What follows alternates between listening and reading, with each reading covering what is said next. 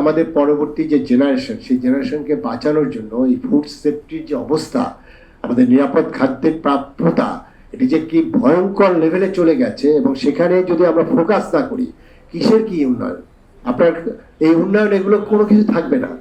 কারণ আমি একটি অসুস্থ জাতি নিয়ে কোনোভাবে আগানো যাবে না। আমার হেলথ ট্যাক্সেশনটা যেটা পাবে, সরকার কতটা হাসপাতাল বানাবে, কতটা হার্টের আপনার অপারেশন করবে, কতটা কিডনি ডায়ালাইসিস তৈরি করবে, এটা তো সম্ভব নয়। তা আমরা একটা অসুস্থ জাতি তৈরি করছি, যে জাতি আসলে কোনো প্রোডাক্টিভিটি থাকবে না। আমাদের ডিপার্টমেন্টাল স্টোরে প্যাকেটজাত পণ্যের তো কোনো অভাব নেই। খাদ্য পণ্য কিছু আছে, চাল ডাল, এগুলো আমরা প্যাকেটও আছে, আপনার খোলাও আছে। আপনি চালের যখন প্যাকেট হলো, আর চালের প্যাকেট করে ওই বড় বড় কোম্পানি যখন খোলা চালের থেকে আপনার 40 টাকা বাড়িয়ে দিল, আর 5 টাকা প্যাকেটের দাম হলো, তখন তো আমাদের ভয় আসছে না। এখানে যে প্লাস্টিকটা, সেই প্লাস্টিক নিয়ে তো আমরা কথা বলছি না। কেন তেলের ক্ষেত্রে আমরা কথা বলছি? কারণ হলো তেল হলো আপনার 4টা রিফাইনারি 5টা রিফাইনারি তৈরি করে, এবং তাদের সরকারের উপরে তাদের এত বেশি প্রভাব, মাঝে মাঝে মনে হয় যে কারা সরকার। এই কথাগুলো স্পষ্ট হওয়া দরকার। এখানে পরিবেশের যারা আন্দোলন করেন, আমরা অবশ্যই, আমিও পরিবেশবাদী, তার অর্থই না যে আমি খোলা তেল খাবো। আমার তার থেকে ইম্পর্টেন্ট আমি পরিবেশ কতটুকু এটার জন্য ধ্বংস হচ্ছে, বা কত পার্সেন্ট আমার এই পেট বোতলের জন্য হচ্ছে, বা এটা রিসাইকেল কেন হচ্ছে না, বা আমাদের সিটি কর্পোরেশন বা সবাই কেন করছি না।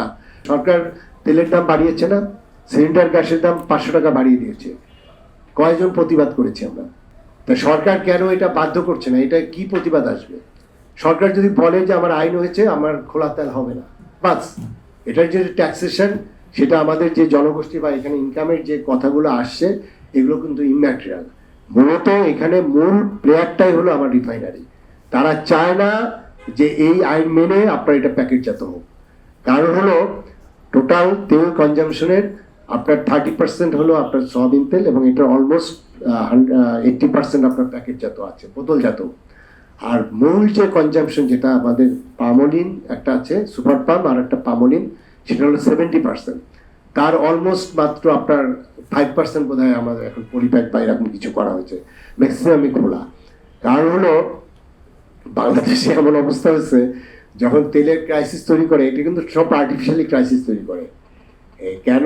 এই কোরবানি বা ঈদের আগে যখন কনজামশন বেড়ে যায় ন্যাচারালি, তখন তারা সাপ্লাইটাকে নিয়ন্ত্রণ করে, টোটালি সাপ্লাই নিয়ন্ত্রণ করে, সরকারের উপরে চাপ তৈরি করে দাম বাড়ানোর জন্য, আর কিচ্ছু না।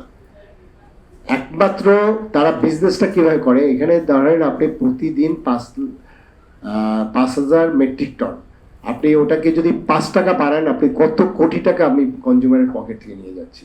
তারা এইভাবে আমাদের সরকারকে জিম্মি করে, কনজিউমারদের জিম্মি করে। তারা কেন চায় না? কারণ হলো যে ওই পাম তেল এবং সয়াবিন তেলের যে মার্জিনটা, সেটা অনেক বেশি, 20 টাকার মতো মার্জিন। এবং এই খোলা তেলে আপনার সয়াবিন কথা যেটা বলে, একটা জিনিসও সয়াবিন তেল না, 100% পাম তেল তারা সয়াবিন হিসেবে ব্যবহার করে।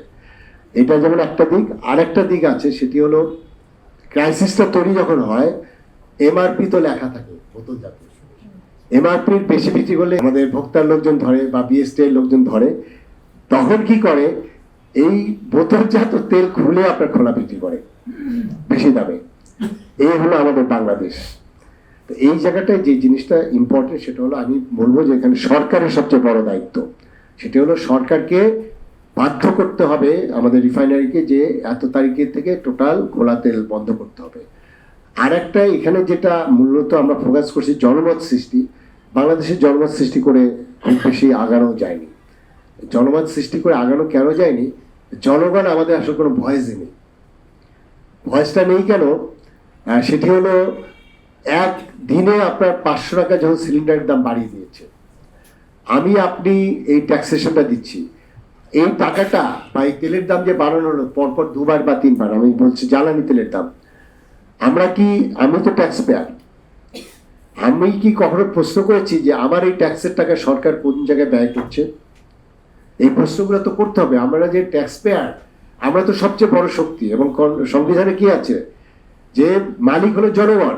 সেই জনগণের কথা কোথায় রিফ্লেকশন হয়েছে? আমরা ক্যাবের পক্ষ থেকে গণশুনানিতে হাজির হলাম, সেখানে আমরা প্রত্যেকটা জিনিস 6টা পয়েন্ট দিয়ে বলে দিলাম, এই কারণে আপনার তেলের দাম বাড়ানো যাবে না। একটা কথা তো শুনেনি। কেন শোনেনি? কারণ হলো ওই যে ব্যবসায়ী চক্র, ওই যে লুটপাট তন্ত্র, ওই যে গভর্নেন্স ইস্যু, যে লিকেজ, সেই জিনিসটাই তো চলছে। প্রথম আপনাকে যেটা করতে হবে, আমার আইন আছে, অতএব সোর্সে বন্ধ করতে হবে। সেই সোর্সটা কি?